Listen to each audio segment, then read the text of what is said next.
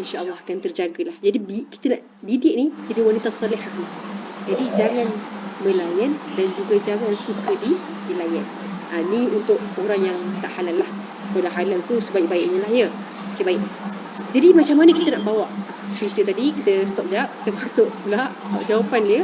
Yang pertama sekali, macam mana kita nak mencontohi, nak meniru ataupun nak belajar daripada surut tubuh Allah, seorang wanita Siti Hajar ni. Kita nak masukkan dalam diri kita pada abad zaman sekarang ni. Yang pertama sekali, sudah semestinya saya sebutkan tadi, ketaatan, keimanan dan tawakal. Itu penting. Itu yang paling penting. Jagalah yang utama tersebut. Yang kedua, menuntut ilmu. Tuntut ilmu. Dan kenapa? Kerana ilmu ini adalah dasar keimanan.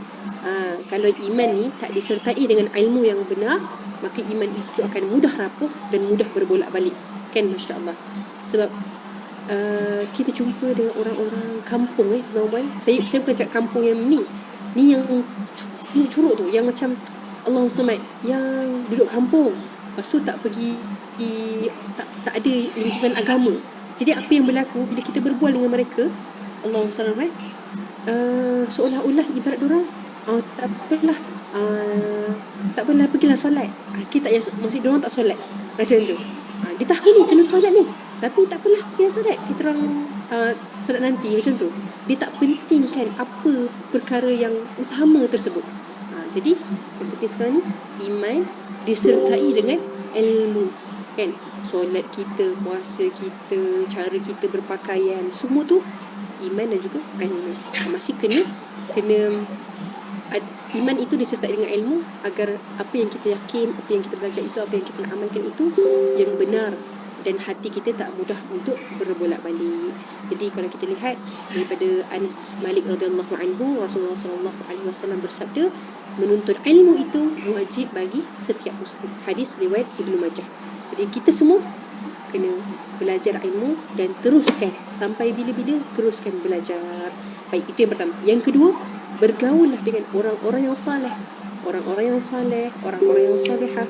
Carilah teman yang membawa kita ke arah mentaati Allah Subhanahu wa taala. Kenapa? Kerana orang yang salih inilah yang akan mengingatkan kita dalam kebaikan dan juga menasihati kita dengan kebenaran. Kalau kita lihat satu kata daripada Abdullah, dan daripada Abu Burdah Abdullah, dia kata apa? Aku mendengar Abu Burdah bin Abu Musa dari bapanya radhiyallahu anhu berkata, Rasulullah sallallahu alaihi wasallam bersabda, perumpamaan orang yang bersahabat dengan orang yang soleh dan orang yang bersahabat dengan orang yang buruk tu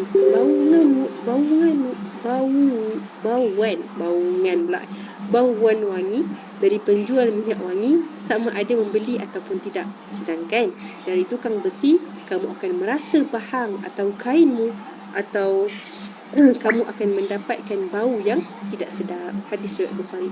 Jadi bila kita berkumpul dengan orang soleh, kita nak berkawan dengan siapa boleh nak kawan dengan rakan-rakan kita yang di luar sana, yang minat dia lain sikit dengan kita, boleh. Tetapi biarlah kita ni lebih banyak bergaul dengan orang-orang yang soleh. Kan, Masya Allah, nak kawan dengan orang soleh, ada pergi majlis ilmu dengan rakan-rakan kita, ajak sekali kita pergi sama ramai.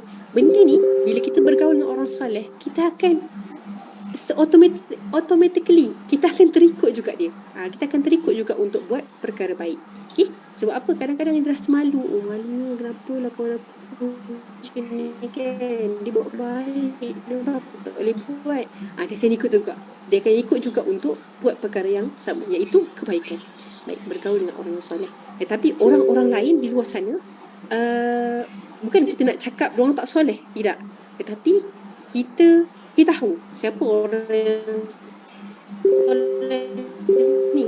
Selalu ajak kita sampai diri kita menghukum orang lain yang kita tak gaul ni adalah bukan daripada kalangan orang soleh. Tidak sebegitu, kan? Sebab kadang-kadang ni zaman sekarang ni macam-macam fashion.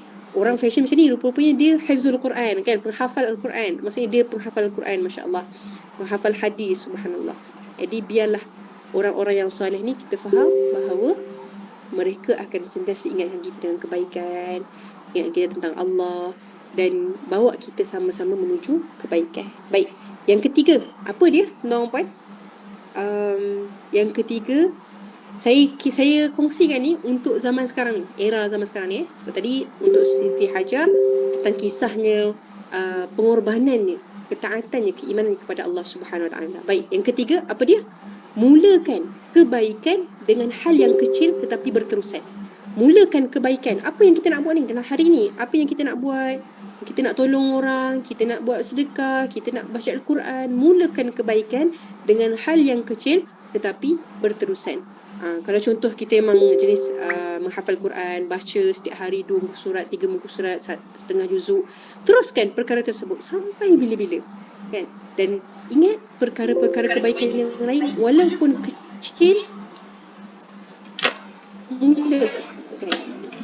mulakan dan teruskan macam biasa.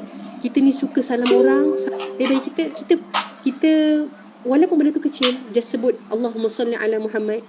Sebenarnya benda itulah, kalau kita istiqamah, mudah-mudahan ada keberkatan dalam usaha kita itu. Jadi salam, contohnya perkara yang lain, memberi salam dan mendoakan orang-orang di sekitar kita.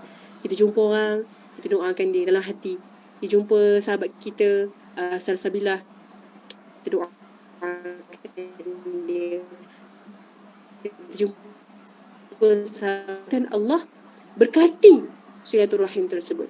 Okay? Contohnya memberi sedekah semampu kita. Benda kecil je. Kita rasa macam 50 sen ni kecil lah, kan? Allah pandang ke 50 sen ni. Zaman sekarang bukan 50 sen, RM1, RM2, RM3. Banyak, RM10 pun ada, kan? Masya Allah, dah lebih-lebih. Tapi kalau tak sedekah 50 sen tu, ada tak masa lain nak sedekah ni? Kan? Ada tak masa lain lagi, nanti peluang lagi nak datang ni untuk sedekah? Terus sedekah. 50 sen ke, RM1 ke, apa yang kita ada tu, terus sedekah. Contohnya membantu orang dalam kesusahan, kawan-kawan kita. Dan menjaga pandangan dan tutur kata kita, kan? Jaga pandangan ni macam mana? Contoh macam saya kata tadi lah, jaga pandangan kita antara orang yang dah bernikah dengan tak bernikah, jaga batasan kita, tutur kata kita, kan? Subhanallah, Masya Allah, banyaklah sebenarnya ujian kat luar sana, banyak sangat. Jadi biarlah kita yang ada ni jaga lingkungan kita, jaga sampai bila-bila. Dan akhir sekali, tidak membalas, contoh antara perkara yang kecil lagi, tapi kita teruskan benda ni, iaitu tidak membalas kejahatan orang lain dengan kejahatan. Subhanallah. Ni macam mana tu tuan puan? Tidak membalas kejahatan orang lain dengan kejahatan. Kadang-kadang kita ni ada dalam hati kita nak berdendam, nak buat balik apa yang dibuat kita. Jadi dekat sini, bila kita dizalimi, dikhianati, banyak-banyakkanlah berdoa kepada Allah untuk kebaikan diri kita. Untuk kebaikan diri kita. Di situ adanya, orang kata apa, doa orang yang dizalimi ni dimakbulkan, mudah untuk dimakbulkan, kan? Mustajab. Jadi doalah tu untuk kebaikan diri kita. Masya Allah. Dan kita doakan juga orang yang membuat kejahatan ke atas diri kita itu tidak membuat perkara yang sama kepada orang lain. Baik. Jadi mulalah daripada perkara yang kecil dan istiqamah, insya-Allah perkara tersebut akan terus membesar. Allahumma salli ala Sayyidatina Aisyah radhiyallahu anha. Sikit lagi. Ada soalan kan? Sorry. Daripada Sayyidatina Aisyah radhiyallahu anha, Rasulullah SAW bersabda, amalan yang paling dicintai oleh Allah Subhanahu Wa Taala adalah amalan yang berterusan walaupun sedikit. Yang keempat dan yang kelima, apa dia? Memberi manfaat kepada orang lain.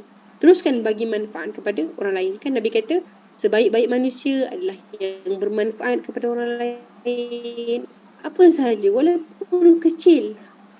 Orang tak nak sekali tidak bertangguh untuk berubah. Kita ni sedar tak sedar, manusia biasa, manusia yang hina, manusia yang kerdil, manusia yang tak lepas daripada melakukan kesilapan. Kan setiap hari ada je something yang kita terbuat sedar tak sedar, kan? Jadi janganlah bertangguh untuk berubah. Nak jadi wanita yang baik pada zaman sekarang ni, teruskan. Hari demi hari tu muhasabah dan terus berubah. Terus ubah. Semalam macam malas lah. Semalam satu ayat je Quran. Terus ubah. Hari ni satu muka surat. Kan kita sedikit-sedikit tetapi terus cuba untuk berubah. Jangan bertangguh. Takut-takut nanti di hujungnya kita makin lama makin jauh daripada Allah Subhanahu Wa Taala. Wallahu a'lam. Masya Allah. Saya suka untuk highlight dua benda, iaitu yang yang pertama adalah tidak membalas kejahatan orang lain kan. Dan Syafiqah ada cakap kita jangan membalas kejahatan orang lain atas apa yang diorang buat kat kita. Ya betul.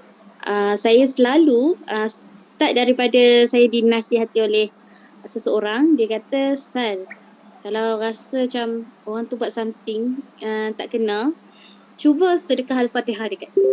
Macam kita sakit hati dekat dia, orang tu anaya kita, kita cuba sedekahkan Al-Fatihah kat dia sebab kita tak nak kita pula yang ada sakit hati dengan dia dan kita pula yang ada dosa dengan dia. Jadi untuk mengurangkan rasa sakit hati tu, Alhamdulillah saya buat benda tu. Siapa yang ada nama dalam setiap surah Al-Fatihah saya tu, maksudnya memang bukan nak kata beruntung ke apa, tapi memang saya sakit hati kat orang tu. Situlah. Tapi lepas daripada tu, memang Alhamdulillah kita tak rasa apa pun. Kita macam nothing dah dengan dia. Dia buat apa pun, okay tak apa, Allah ada. What you give, you get back. Macam tu je kita pegang. Dan yang satu lagi adalah sedekah, yang mana betul lah sedekah ni, kita sekecil-kecil sedekah pun, walaupun ada 10 sen pun dalam dompet kita tu, sedekah lah. Sebab dengan sedekah ni, banyak macam-macam Allah akan bagi kat kita. Bukan dari segi rezeki saja, dari segi Allah mudahkan urusan kita, kita pergi kerja tak jam. Tu adalah salah satu mungkin sebab sedekah kita. Masya Allah. Okay, tanpa membuangkan masa, dan masa ada lagi sedikit, saya membuka Q&A. Bagi sahabat-sahabat yang ingin bertanya, boleh buka mic dan bertanya kepada Dain Syafiqah. Adakah? Silakan. Boleh je nak tanya apa kat Dain Syafiqah? Adakah? Okey, kalau nampak macam tak ada. Adakah? Okey, boleh. Siapa ada soalan? Boleh.